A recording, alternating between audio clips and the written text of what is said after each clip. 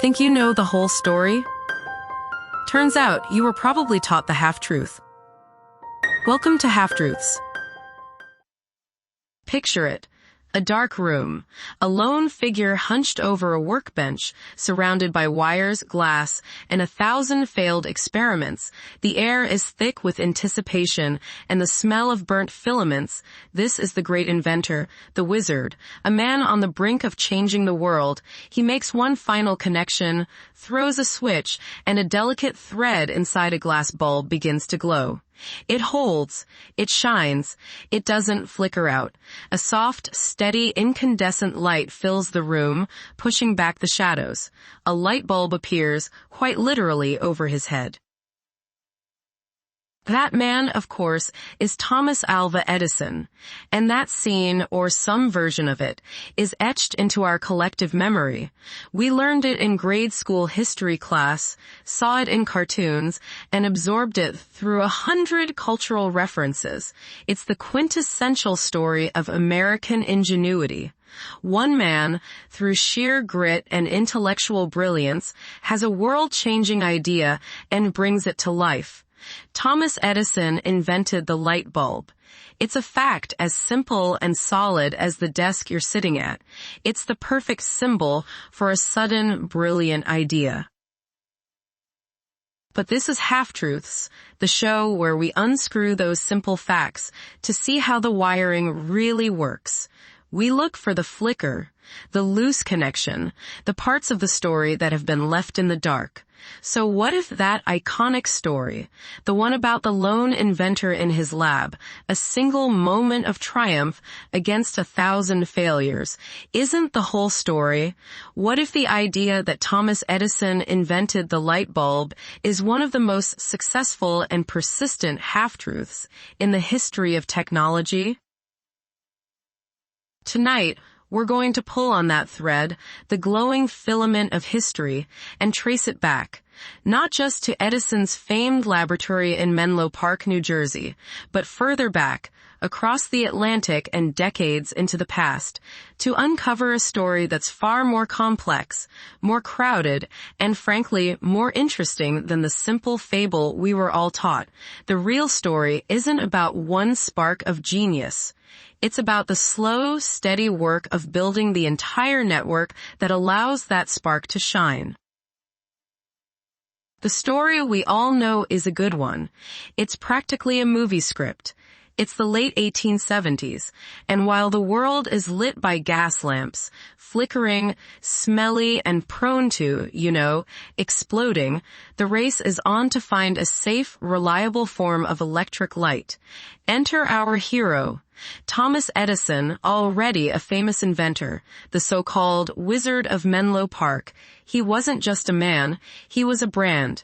His New Jersey laboratory was an invention factory, a precursor to the modern R&D lab, churning out innovations like the phonograph and improvements to the telegraph. Edison, with his characteristic bravado, publicly declares that he will solve the problem of electric lighting. He promises a light that is cheap enough for all and can be subdivided to light individual homes and offices, unlike the massive, blinding arc lights of the day, which were only suitable for lighting streets or huge halls. The financial world takes notice. Gas company stocks plummet on the basis of his promise alone. The pressure is on. So Edison and his team of muckers, as he called his researchers, get to work. The central challenge is the filament, the tiny piece of material inside the vacuum-sealed bulb that heats up and glows when electricity passes through it. The material needs to have high electrical resistance, but it also needs to be incredibly durable, able to withstand searing temperatures for hours on end without vaporizing or snapping. This is where the legend of Edison's superhuman persistence is born. He and his team embark on an epic quest for the perfect filament. They try everything. platinum, iridium, and other expensive metals. They try carbonizing everyday materials. The story goes that they tested thousands of options. Some legends claim they tried over 6,000 different types of vegetable growth, from bay wood to bamboo to boxwood. There's even a famous, though likely apocryphal, story that they tried a hair plucked from the beard of one of his assistants. Then comes the climax. The eureka moment. It's late October 1879. The team decides to test a simple piece of carbonized cotton sewing thread. They carefully place it in a glass bulb and painstakingly pump out the air to create a near-perfect vacuum. They turn on the power. And it works. The flimsy thread glows with a soft, steady light. And it stays lit for 1 hour, then 5, then 10. The legend says it burned for 13.5 hours straight. They had done it. On October 22, 1879, Thomas Edison had invented the light bulb. To cap off the story, on New Year's Eve, he puts his invention on stunning public display. He strings hundreds of his new incandescent lamps around his Menlo Park laboratory, and thousands of people arrive by special trains to witness the miracle. The press goes wild, heralding the dawn of a new age, all brought to you by the singular genius of Thomas Edison. It's a perfect story. It has a clear hero, a daunting challenge, dramatic tension, and a triumphant finale. It reinforces a powerful cultural myth that history is pushed forward by lone, brilliant men who bend the world to their will. It's no wonder this is the version that stuck.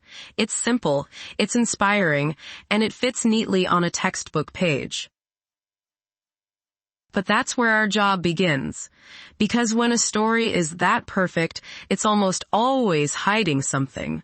The first thread you can pull to unravel this neat tapestry is a simple, inconvenient fact.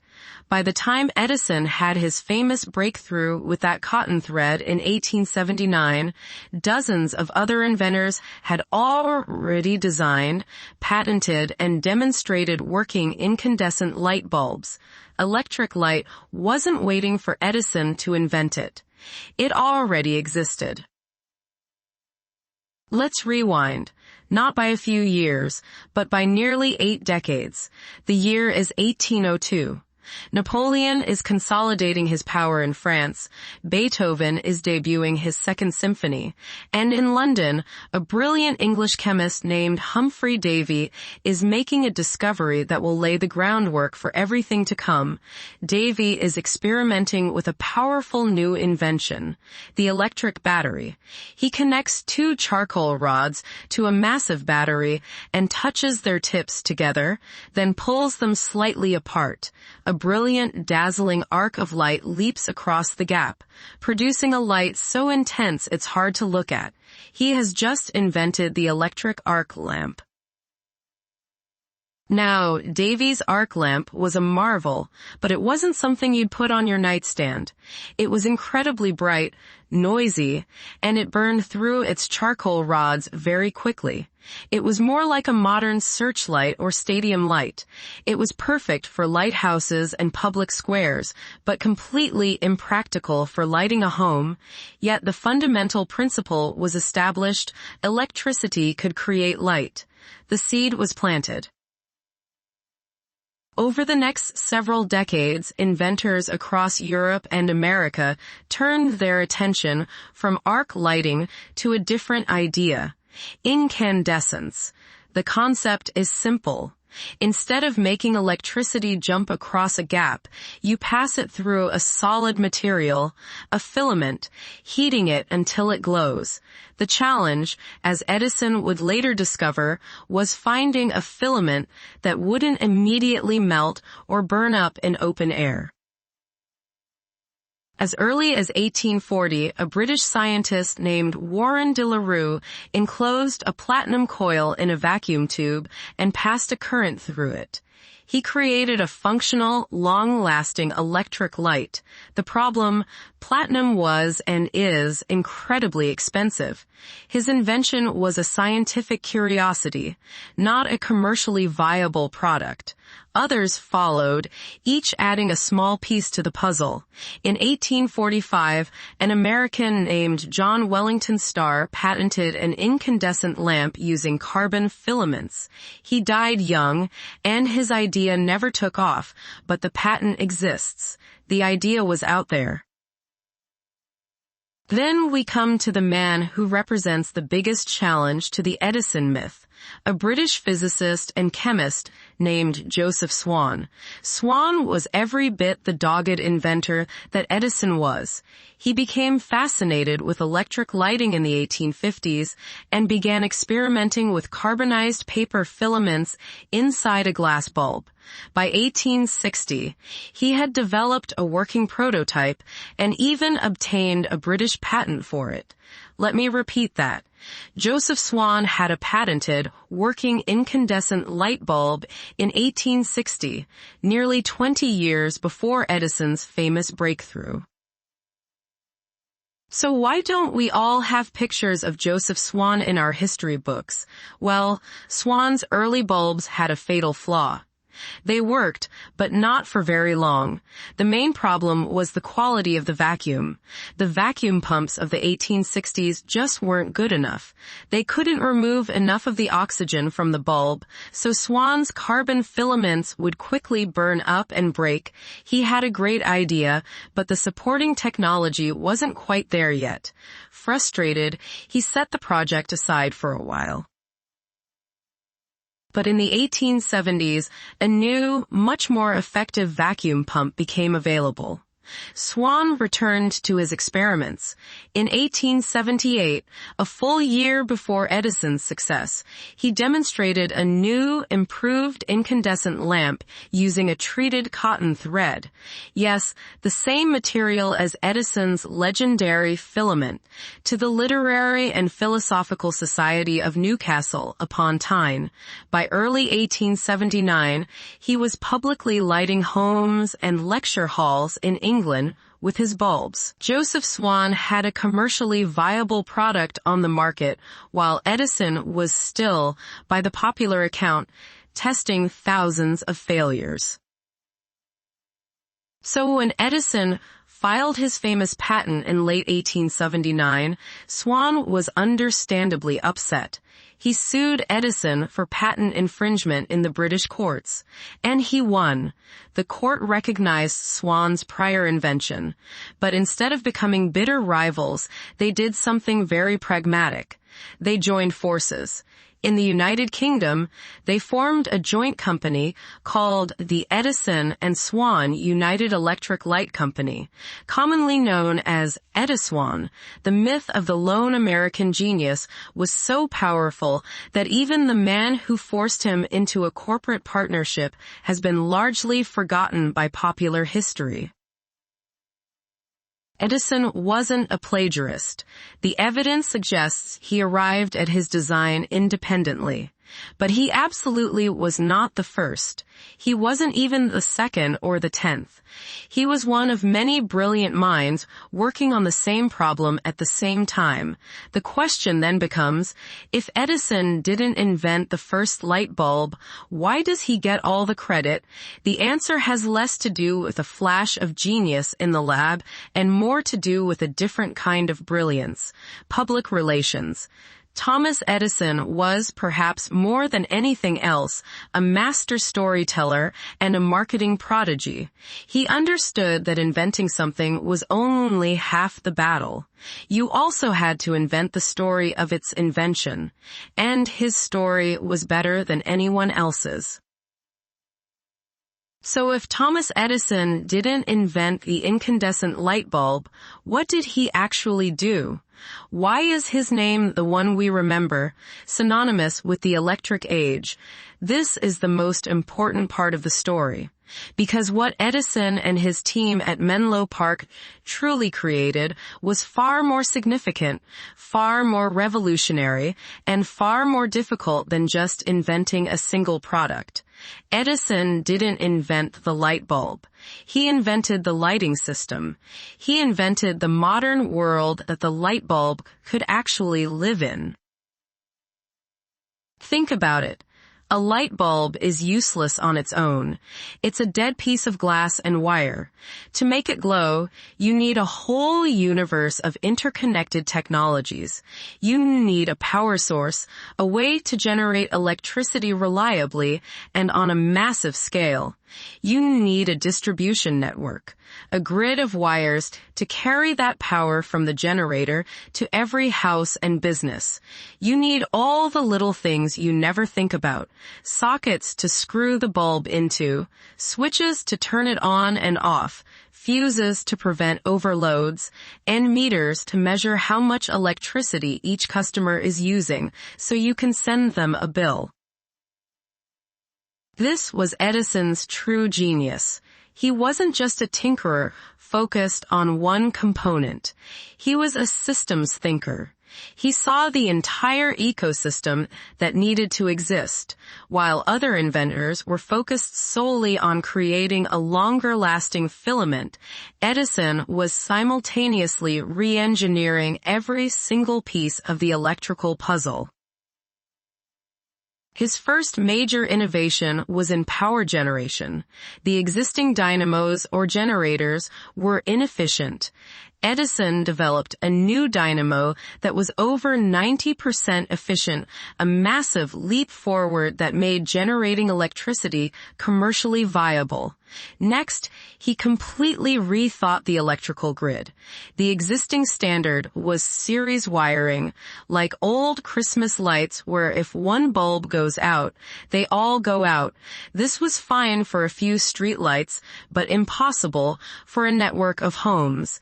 Edison designed a system of parallel circuits, allowing each light to operate independently. This was a fundamental breakthrough that remains the basis of our electrical grid today. And then, yes, there was the bulb itself. Edison didn't invent the first one, but he and his team perfected it for this system. Their key insight was that for a parallel circuit system to be economical, each bulb needed to have a very high electrical resistance. A high-resistance filament would draw very little current, which meant you could use much thinner and therefore cheaper copper wires to power the whole neighborhood. All the other inventors, including Swan, were working with low-resistance filaments, which would have required impractically thick and expensive copper cables. This is why the hunt for the filament was so important. It wasn't just about longevity. It was about finding a material that fit the economic and electrical logic of his entire system. The breakthrough wasn't a single material, but the methodical, industrial-scale process of testing. The team at Menlo Park created a high-resistance, long-lasting filament from carbonized bamboo that was the perfect final piece for Edison's grand puzzle. It lasted for over 1,200 hours, far outstripping its competitors and making it the first truly mass-marketable light bulb. With all the pieces in place, Edison did what no other inventor had managed to do. On September 4, 1882, he flipped a switch at his Pearl Street station in Lower Manhattan, and his massive dynamos sent electricity surging through a square mile of the city's financial district. 85 customers, including the New York Times, saw their 400 incandescent lamps spring to life. This was the moment the world truly changed. It wasn't a lab demonstration. It was the birth of the electric utility industry. Edison's genius wasn't a single eureka moment. It was a two-pronged, systematic assault on a massive technological problem. On one hand, it was relentless, iterative R&D. the endless testing of filaments, the refinement of vacuum pumps. On the other, it was brilliant systems engineering, designing the dynamos, the wiring, the sockets, and the meters. He built the entire stack, from power plant to living room lamp. That is his true legacy. Not the invention of a single object, but the creation of the network that made it ubiquitous. The real story is far more impressive than the myth. The fable of the lone genius is inspiring, but it's a fantasy. The reality of Edison's achievement is a story of teamwork, of industrial research, of business acumen, and of a holistic vision that saw not just a product, but a system. It's the story of how our modern, electrified world was actually built. So we started with a simple, heroic myth. Thomas Edison, the lone genius, invents the light bulb in a single flash of brilliance. It's a story we all knew and loved. Then we pulled the thread, discovering a hidden history crowded with other pioneers like Humphrey Davy and, most notably, Joseph Swan, who had working incandescent bulbs years before Edison. We saw how the simple myth was crafted through masterful public relations and a press that loved a good hero story. And finally, we arrived at a more complex, but far more profound truth. Edison's real contribution wasn't the invention of the light bulb itself, but the painstaking, systematic creation of everything around it. He didn't just give us a better lamp. He gave us the power grid, the electrical infrastructure, the entire ecosystem that allowed that lamp to change the world. He turned a scientific curiosity into a public utility. Correcting this half-truth matters. The myth of the lone genius is seductive, but it's also damaging.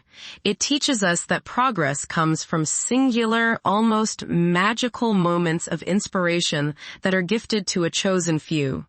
It erases the collaboration, the incremental improvements, and the foundational work of those who came before. It hides the messy, difficult, and often collective reality of innovation. The real story of the light bulb shows us that turning a great idea into a world-changing reality requires more than just the idea itself. It requires iteration, persistence, and a deep understanding of the entire system. It requires building the boring, unglamorous infrastructure that allows the brilliant idea to shine. It reminds us that progress isn't just a flash of light. It's the patient work of building the circuit that can carry the current. Now you know the real story. What other half-truths are still out there?